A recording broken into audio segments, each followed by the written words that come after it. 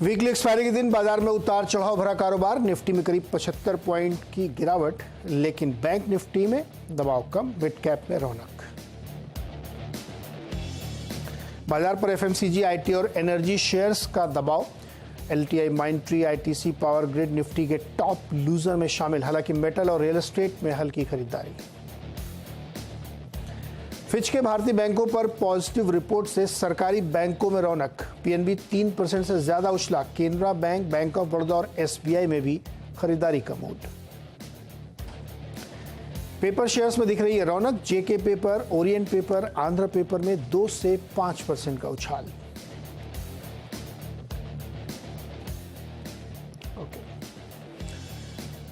तो बड़ा interesting market है। बैंक निफ्टी ग्रीन में है 28-30 पॉइंट और निफ्टी 72 पॉइंट रेड में, और मिड कैप जो है 170 पॉइंट ग्रीन में।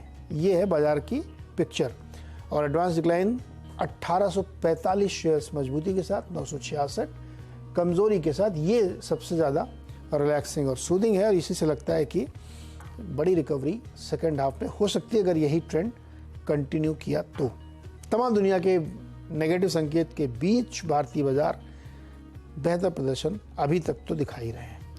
आज के मेहमान हैं सरवेन श्रीवास्तव। सरवेन जी, बाजार में कल गैप डाउन, फिर शानदार रिकवरी। आज अभी तक गैप डाउन, लेकिन रिकवरी के पूरे संकेत, क्या कहेंगे आप? जी बहुत बहुत नमस्कार नीरज जी। देखिए, नीचे जो 19,400 तोड़ने के बाद जो 19,300 के आसपास कहीं सपोर्ट्स जो ले रहा है, आई थिंक जो वो एरियाज हैं, आई थिंक वहां पे आपको डेफिनेटली सपोर्ट्स आते हुए दिख रहे हैं। और थॉट यही है कि 19,250, 19,300 का एरिया भी इंपॉर्टेंट हो जाता है, क्योंकि अगर मोमेंटम नीचे का होना चाहिए था तो अब तक पॉसिबली वो लेवल्स टूटने चाहिए थे। तो मोटा मोटी ध्यान वही रहेगा कि हम फंसे तो एक रेंज में ही है। थोड़ा सा हमने नीचे रेंज को विपसॉ कर दिया है, बट मोटा मोटी फिर हम ये 19,300 से लेके 19,650 की रेंज में रहेंगे निफ्टी के लिए। ऐसा मेरा फिलहाल मानना है। नेक्स्ट एटलीस्ट 3-4 दिनों के लिए। अगले हफ्ते जब हम शो पे मिलेंगे तो थोड़ी में भी क्लैरिटी आएगी, बट फिलहाल निफ्टी में रेंज बाउंड लग रहा है। बैंक निफ्टी भी मुझे लग रहा है कि मोटा मोटी 44,000 से लेके 44,500, 44,600 तक की एक जो रेंज है इसमें रहेगी। आज थोड़ा सा बैंक निफ्टी आउट परफॉर्म कर रहा है, क्योंकि ओवरसोल्ड भी ज्यादा था, गिरा भी ज्यादा था, तो अब थोड़ा पुल बैक करने की कोशिश कर रहा है। तो इन दायरों के आसपास मार्केट संभलने की कोशिश करेगा।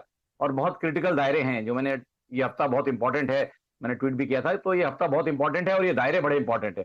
संभल गए तो बहुत अच्छी बात है, हम ऊपर के लेवल डेफिनेटली अटेम्प्ट करने जाएंगे। तो बस उम्मीद यही रख रहे हैं कि इन एरियाज के आसपास कहीं संभल जाए। ओके, तो इस दायरे में है और इस पर क्लोजली वॉच करिए और देखिए कहाँ पे मार्केट सपोर्ट लेता है और उसके बाद नई जर्नी कहाँ से शुरू होती है। चलिए सवाल जवाब का सिलसिला शुरू करते हैं। मेरे साथ जुड़ रही हैं आरती पटेल जी, ऑकलैंड, न्यूजीलैंड से। आरती जी नमस्ते, बताइए क्या सवाल है मैम? सर नमस्ते, मेरा सवाल सुबेक से लेके है। मेरे पास 35,000 शेयर्स है और एट द रेट ऑफ 37.7 और I can hold up to 2025. So I just want to know, is it a good share or not? Okay Sarven ji, ऐसा ये आपने कुछ पढ़ाई लिखाई की होगी, कुछ रिसर्च किया होगा जो आपने इतनी बड़ी क्वांटिटीज में खरीदी मैम? कोई रीजन इसका खास?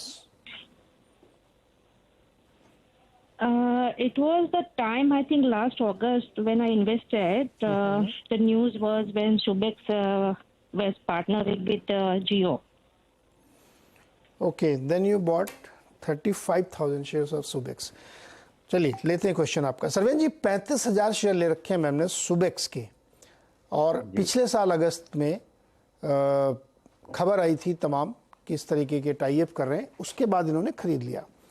स्टॉक 1 साल लगभग हो गया है और स्टॉक अभी भी 3 रुपए नीचे इनके बाइंग प्राइस से। क्या करना चाहिए? 2025 तक मैम होल्ड कर सकते हैं? देखिए, इनके पास डेफिनेटली कंपनी कोई बहुत ज्यादा पैसे तो मैं देख रहा हूँ लास्ट कुछ क्वार्टर में तो बना नहीं रही है। आई थिंक इनके पास कुछ कारण होंगे अपने इसको लेने के लिए अब, बट इन्होंने क्योंकि ट्रेड ले लिया है और ट्रेड में ऑलरेडी बन गए हैं, तो मैं करंट सेटअप पे ही कमेंट करूंगा।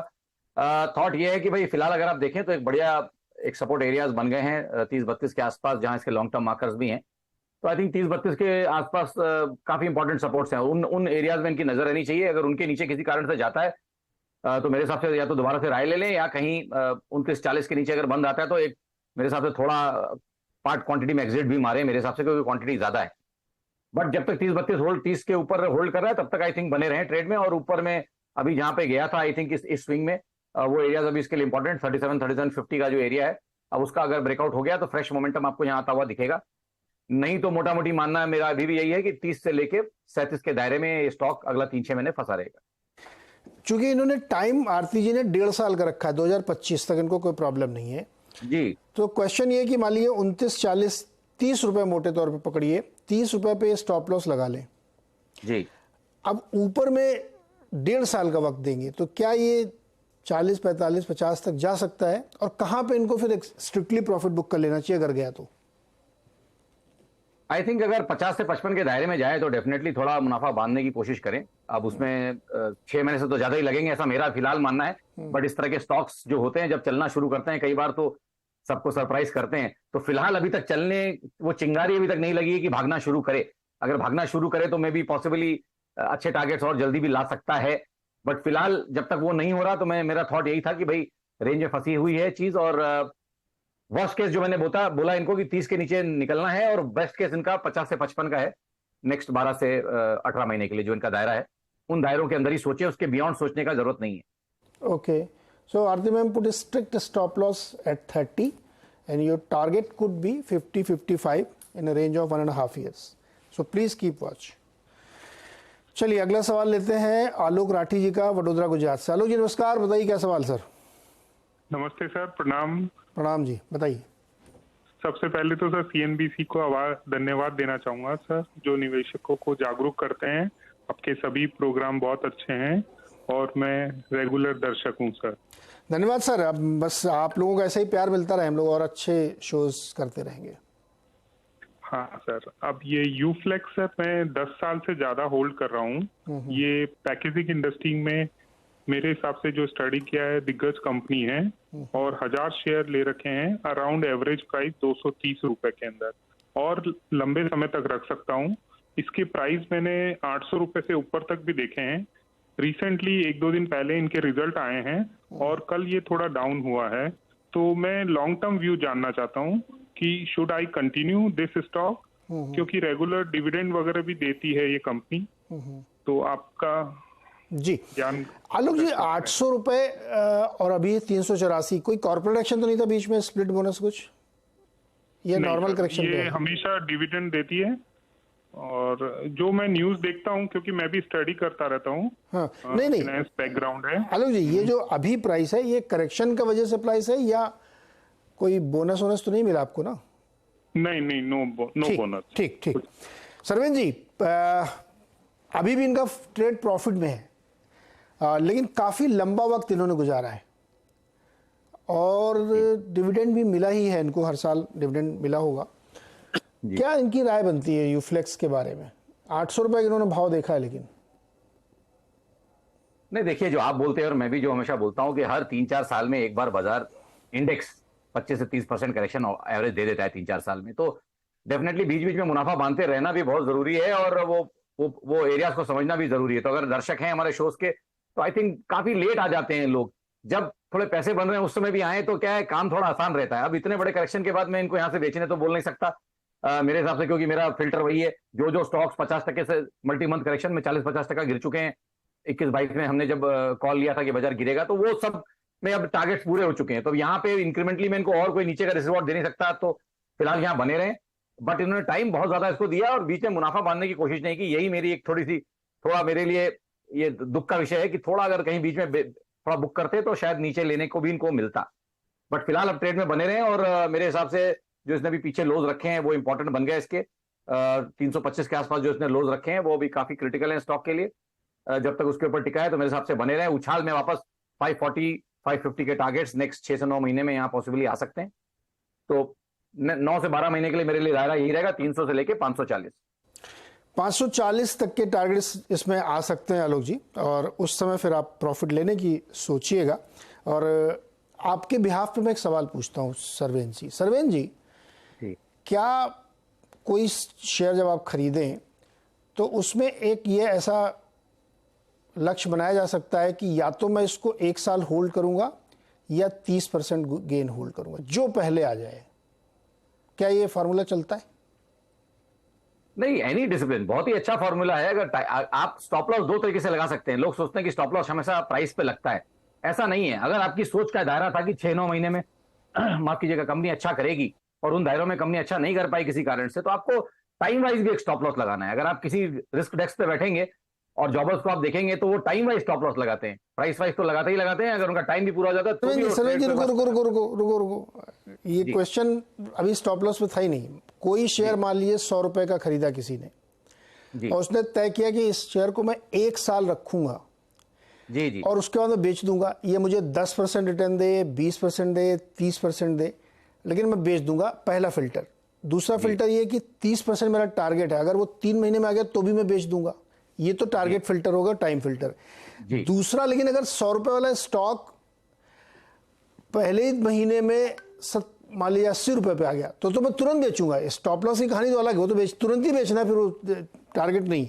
लेकिन टारगेट के लिहाज से समय या रिटर्न बेच दूंगा। मैं उसी पे आ रहा था। तो ये एक तरीका हो गया मार्केट को देखने का, और वही सेम चीज हो गई कि मुनाफे को भी आप या तो ट्रेलिंग स्टॉप लॉस से करेंगे, या जैसे आपका टाइम या प्राइस, जैसे ही आपका पेट भर गया। मैं सबको यही बोलता हूं कि आपने जो सोचा था, आपका पेट भर गया है, तो वहां पे आपको एक्शन जरूर लेना चाहिए। आपके या तो टारगेट आ गए या तो आपका टाइम पूरा हो गया। इन दोनों केस में आपको एक्शन लेना है। मेरा मतलब यही था कि चाहे टाइम पूरा हो चाहे प्राइस पूरा हो, आइदर स्टॉप लॉस है कि टारगेट्स हैं, आपको एक्शन लेना चाहिए। और 40 साल के सेंसेक्स के इतिहास में 11-12 करेक्शन ऐसे हो चुके हैं जो 20-25%, 30% एवरेज रहते हैं या उससे ज्यादा भी रहते हैं। तो हर 4-5 साल पे अगर इंडेक्स 30% गिर रहा है तो स्टॉक्स आराम से 40-50% गिरते हैं।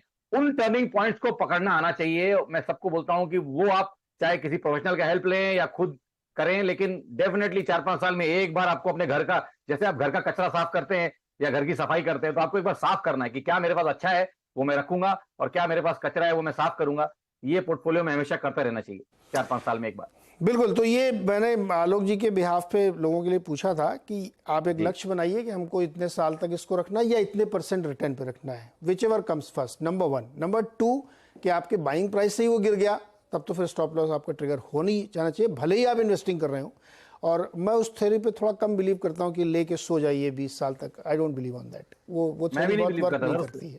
उसमें पैसा बनता है, ऐसा नहीं कि पैसा नहीं बनता, पर उसमें जितना पैसा बना सकते उतना नहीं बनता, इसलिए वो नुकसान होता है। खैर, ये हम लोग बीच बीच में चर्चा करते रहते हैं जिससे आप लोगों को जागरूकता मिलती रहे। संजय गुप्ता बाराबंकी से जुड़ रहे हैं। संजय गुप्ता जी बताइए क्या सवाल है आपका। नमस्ते सर। नीला सर नमस्ते। बताइए सर। सर मैंने IRFC लिया हुआ है कल 51.95 पैसे के। मैंने इसको 10 दिन के लिए लिया था, लेकिन OFS आ गया अचानक से, तो उसमें क्या करना चाहिए बताइए। अरे OFS भाई आया कहाँ, अभी तो खाली खबरें छपी महाराज, अभी तो अनाउंसमेंट नहीं हुआ है। सुना मैं टीवी सुना आज मैंने। टीवी में हम लोगों ने, आप ध्यान से नहीं सुनते थे, हम लोगों ने कहा कि ऐसी हर जगहों पर रिपोर्ट छपी है कि रेल मंत्रालय और दीपम जो विनिवेश मंत्रालय वो आपस में बातचीत कर रहे हैं कि इनका OFS लाना है, क्योंकि सरकार का हिस्सा सेबी द्वारा प्रिस्क्राइब लिमिट से काफी ऊपर है। अभी अनाउंसमेंट नहीं आया है, हाँ, लेकिन जैसे ही ये खबरें छपती देखिए आपका स्टॉक 2 रुपए नीचे आ गया। तो और आप कल ही आपने खरीदा, 10 दिन के लिए खरीदा था सरवेन जी IRFC, क्या करें? नहीं, बहुत वो कहते हैं ना कि हुजूर देर कर दी, बहुत देर कर दी, आते आते बहुत लेट। सारे लोग मैं देखता हूँ शॉर्ट टर्म स्विंग के एकदम अपर एंड पे चढ़ जाते हैं। कहीं वो जो फियर ऑफ मिसिंग आउट किसी स्टॉक में जो फोमो वाली फीलिंग है उसमें ये चढ़ गए। स्टॉक ऑलरेडी बहुत चल गया है। पहले इनको समझ में आना चाहिए कि 30 रुपए वाली चीज ऑलरेडी 50 रुपए हो गई थी, जो कि एक अच्छा बहुत ही अच्छा 66% का मोटा मोटी गेन था, और वो गेन इसने मुश्किल से महीना 1.5 महीने में ही कर दिया था।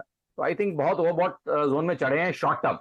मीडियम टर्म स्टॉक अच्छा है, तो अगर ये टाइम दे पाएंगे तो अच्छा है। आई थिंक जो इसने ब्रेकआउट किया है 35 का 37 का, वो बहुत डिसाइसिव ब्रेकआउट है। अब 37, 38, 40 के बहुत ज्यादा नीचे नहीं जाएगा, और मीडियम टर्म बहुत अच्छा ब्रेकआउट है। टाइम देना पड़ेगा, इस मूव को अब ये पचाएगा। पॉसिबली न्यूज आ गया और फिर नया ब्रेकआउट आ गया तो अच्छी बात है, बट मेरे हिसाब से अब इस न्यूज को ये पचाएगा और मोटा मोटी 37, 38 नीचे में और ऊपर में 50 की एक रेंज में 2-3 महीने बिताएगा, उसके बाद ही ये चलेगा। ऐसा मेरा भी फिलहाल का मानना है। तो अगर ये 3 महीना इनके पास है पेशेंटली वेट आउट करने को तो अच्छी बात है, रहे। लेकिन जब इन्होंने कहा कि 10 दिन का ट्रेड था तो मेरे हिसाब से इनका स्टॉप लॉस भी रहना चाहिए था, और वो स्टॉप लॉस मोटा मोटी 48-50 के नीचे इनको रखना है। 48-40 का मेरे हिसाब से स्टॉप लॉस होना चाहिए। उसके नीचे अगर ये गया तो आइडली मेरे हिसाब से 10 दिन के हिसाब से इनको इसका स्टॉप लॉस कर देना चाहिए। ओके भैया, अगर 3 महीने का समय है तो रुकिए, नहीं तो निकल जाइए। स्टॉप लॉस आपको बता दिया गया है। चलिए एक सर छोटा सा ब्रेक लेते हैं। ब्रेक से तुरंत वापस आके स्वागत है एक बार फिर से आपका, और सवाल जवाब का सिलसिला शुरू करते हैं। उमेश शर्मा जी हैं जयपुर पिंक सिटी से। हाँ जी बताइए शर्मा जी। सर नमस्कार। नमस्कार सर।